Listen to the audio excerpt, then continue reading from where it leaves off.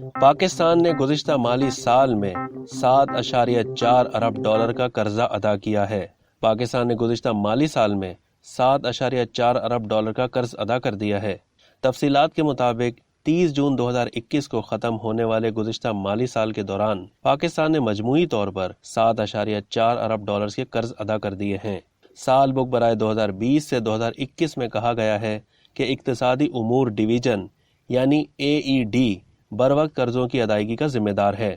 ادا کیے گئے غیر ملکی قرضوں کی مجموعی مالیت 7.397 ارب ڈالر ہے، جس میں 7.267 ارب ڈالرز مرکزی قرضے اور 13 کروڑ ڈالر ضمانتی قرضے تھے۔ اس طرح مرکزی قرضے 98.24% تھے۔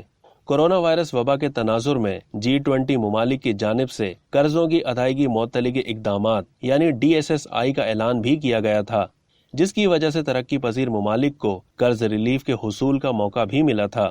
حکومت پاکستان نے بھی G20 DSSI فریم ورک کے تحت قرضوں کی ری شیڈیولنگ کی درخواست دی اور مئی 2020 سے دسمبر 2021 کے دوران مجموعی طور پر 3.785 ارب ڈالر کی معطلی حاصل کی۔